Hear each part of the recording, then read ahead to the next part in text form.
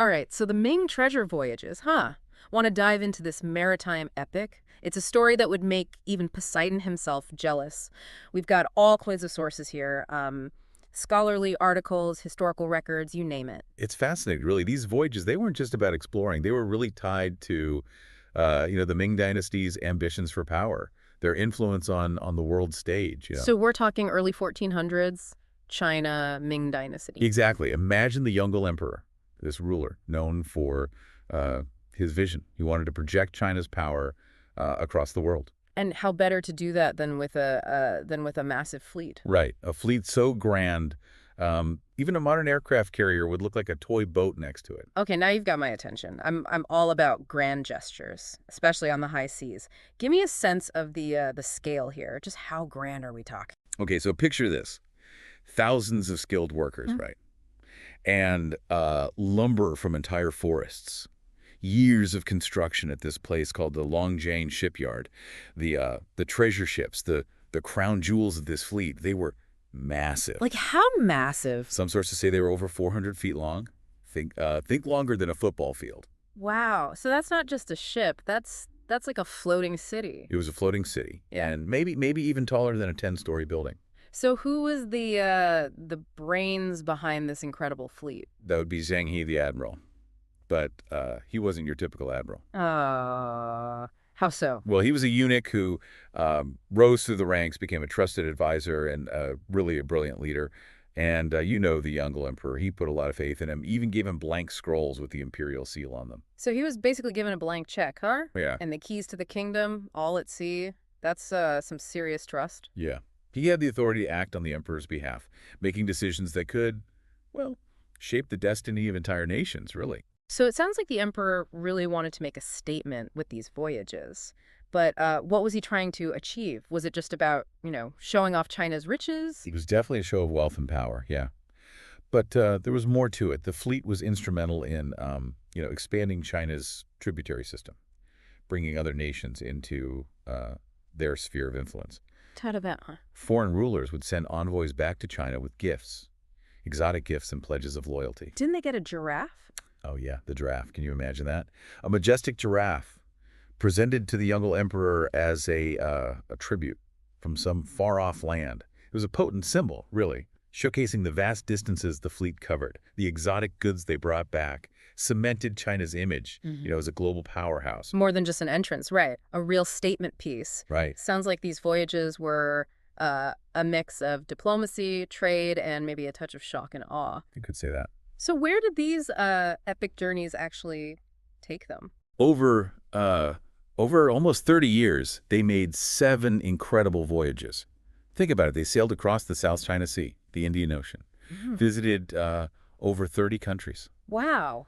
That's a lot of travel. From the busy ports of Southeast Asia to the spice markets in India, even the Arabian Peninsula, the coast of East Africa. That's quite the itinerary. So they weren't just sightseeing. No, they were engaging with different cultures. Right. They forged trade relationships, established diplomatic ties. They brought Chinese goods and technologies to new markets. And in return, they brought back all these exotic treasures and knowledge. Wow. So these voyages, they weren't just about sailing around. They were really shaping the world as they knew it back then. Exactly. They were a tool for the Ming Dynasty, to establish themselves, to become a dominant force in, global trade, global diplomacy. But it wasn't all smooth sailing, was it? No, not always. No, not always. It wasn't always peaceful diplomacy. The fleet was heavily armed. They were ready to deal with anyone who challenged the Ming Dynasty's authority. So there were battles. Oh, yeah, absolutely. Tell me more about those. What kind of conflicts are we talking about here? Well, you got to remember the Ming court, they wanted to control trade and diplomacy, cut out the middleman, so to speak. But that didn't sit well with everyone. I can imagine. Like local authorities, elites, they had their own interests, right? And they resented the central government trying to, monopolize all that foreign trade. So there was pushback, not just from other nations, but from within China itself. Exactly. And sometimes that resistance, well, it showed up as, piracy or even open rebellion. Wow. So give me an example. What was one of the biggest conflicts? Well, there was the battle against Qin Zui's pirate fleet. at Palembang. Huh. Securing those trade routes, it was crucial for the Ming. And Zheng, he proved himself to be a pretty capable military commander. It sounds like these voyages were a real balancing act. Diplomacy one minute, military might the next. Did Zheng ever have to choose between the two? Well, there's the incident with the Sinhalese king. The Sinhalese king. Yeah. Now the sources, they give different accounts of what happened, but we do know that Zheng, he ended up capturing the king and bringing him back to China. Wow, that's a pretty bold move. It was a display of the fleet's power. Yeah. A reminder that you don't mess with the Ming dynasty. It's incredible, these voyages. They've got everything. Exploration, trade, diplomacy, military power. It makes you realize, just how connected the world was even back then. But then after all this excitement, the voyages, they stopped. Why? What happened? Well, that's the million-dollar question, isn't it? It's Right. puzzled historians for centuries. In 1433, after 7 grand expeditions, they just ended. And well, there were a lot of interesting theories out there. Okay, well, let's hear them. What are the leading contenders in this historical mystery? Well, one theory is that it was the cost. I mean, these voyages, they were massive. They took a ton of resources, manpower, shipbuilding materials, supplies. Some scholars think the financial burden, it just became too much for the Ming court to handle. Yeah, that makes sense. Even with all the trade and tribute coming back to China, those ships, they weren't exactly fuel efficient, were they? Right. And then another theory is a power struggle within the Ming court itself. You see, the voyages, they were championed by the eunuch faction. With Zheng, he was their most prominent figure. But they had some pretty powerful opponents, the Confucian scholar officials. Oh, so it's a classic case of courtly intrigue. Pretty much, yeah. The scholar officials, they saw the voyages as extravagant and disruptive to the Confucian social order. They were suspicious of the eunuchs and their growing influence. So basically, the voyages were a victim of internal politics. In a way, yeah. And as the Yongle emperor, the voyage's biggest supporter, as he got older, eventually passed away, the balance of power shifted. New emperor, new priorities.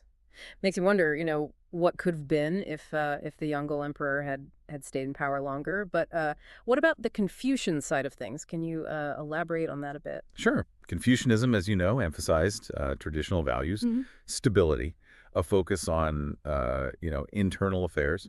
Sure. And some scholars think that the voyages, with all their emphasis on exploration and interacting with foreign cultures, well, it clashed with that worldview. So some people saw these voyages as a little too outward-looking for China's own good. Yeah, you could say that. They thought China should focus on strengthening itself from within instead of expanding and engaging with the rest of the world. It's fascinating how these different viewpoints, within the Ming court could have such a huge impact on the course of history. Just imagine if the voyages had continued, how would the world be different? Yeah, it's definitely something to think about. But even though the voyages, they stopped, their legacy, it's undeniable. So let's talk about that legacy. What did these voyages actually achieve? Well, for a time, they established China as the dominant naval power in the Indian Ocean. I mean, the sheer size of the fleet, the technology, it was unmatched. That's pretty significant. And I'm sure they brought back more than just exotic animals. Right, yeah. Tons of exotic goods, treasures, spices, precious stones, you name it. But maybe more importantly, they facilitated cultural exchange, the spread of knowledge. Yeah, knowledge is a treasure in itself. What kind of knowledge are we talking about? Think of it like a two-way street. The Chinese, they shared their knowledge about shipbuilding, navigation, all sorts of technologies with the people they encountered. Right. And in turn, they learned about new cultures, Mhm. different navigation techniques, even scientific advancements from the people they met. Like a real melting pot of ideas and innovation. It must have been incredible to be a part of that, to sail across those vast oceans, encounter all those different cultures, seeing new lands. It must have really broadened their horizons. Absolutely. So even though the voyages, eventually came to an end, it sounds like their impact on China and the world was pretty significant, pretty lasting. Oh, yeah, for sure. The Ming treasure voyages were a real pivotal moment in history. They showcased China's, maritime capabilities, Hmm. their ambition, and their role in shaping global trade, global cultural exchange. It really challenges that common narrative Yeah. of China being, isolated from the rest of the world. It shows them as a global powerhouse, pushing the boundaries, centuries ago. Exactly. And it makes you think, right, what if those voyages had continued? What if China had, maintained its naval dominance? Would the world be different today? Those are some great questions. It's amazing.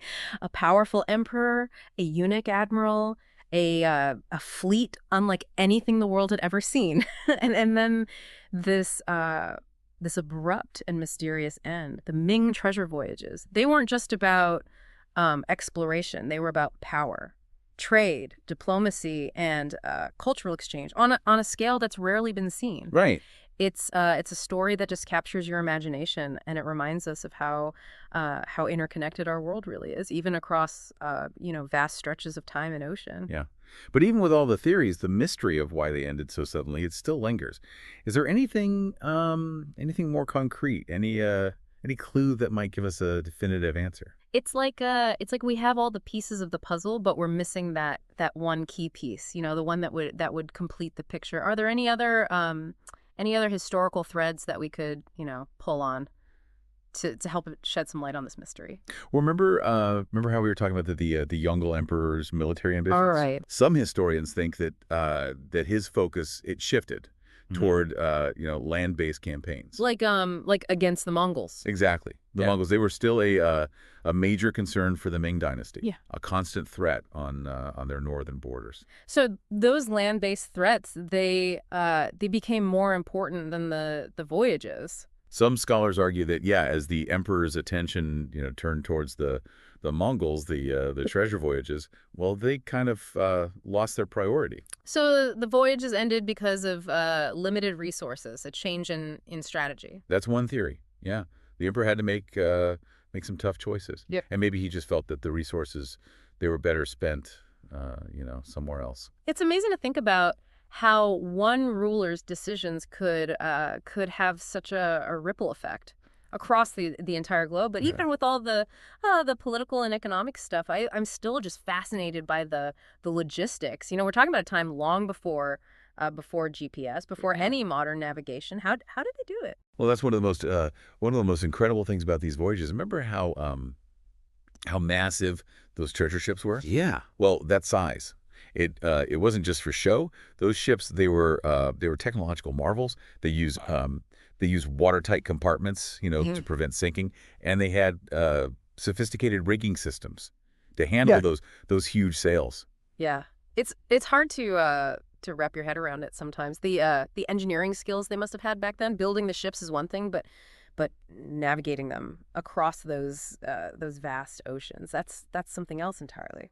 How did they find their way without modern instruments? Celestial navigation. They were masters of it. They used the stars, the sun, even wave patterns to guide them, and they had incredibly detailed nautical charts, compasses too. Wow, the astronauts of their time, charting unknown waters, pushing the boundaries of human exploration, and it wasn't just about the technology either, right? It was about the people, the thousands of sailors, soldiers, diplomats, translators, all working together. Exactly. It was like a microcosm of Chinese society, Huh. showcasing all the different the skills, the Wow. expertise that existed within the empire.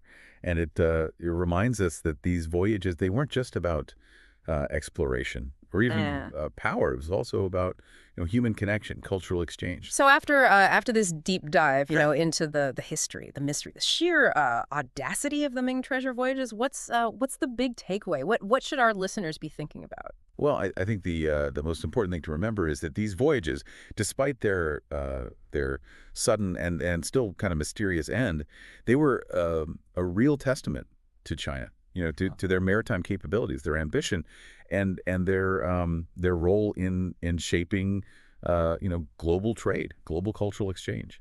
It really it challenges that idea that China was isolated. It shows them as a real global powerhouse, pushing the boundaries. Centuries ago. Absolutely. And it makes you wonder, right? What if those voyages had continued? What if China had maintained their naval dominance? Would the world we live in today be different? Those are some great questions. It's incredible. A powerful emperor, a eunuch admiral, a fleet unlike anything the world had ever seen. And then this sudden and mysterious end. The Ming treasure voyages. They weren't just about exploration. They were about power, trade, Yeah. diplomacy, cultural exchange on a scale that we rarely see. It's a story that captures the imagination. It reminds us how interconnected our world is, even across vast stretches of time and ocean.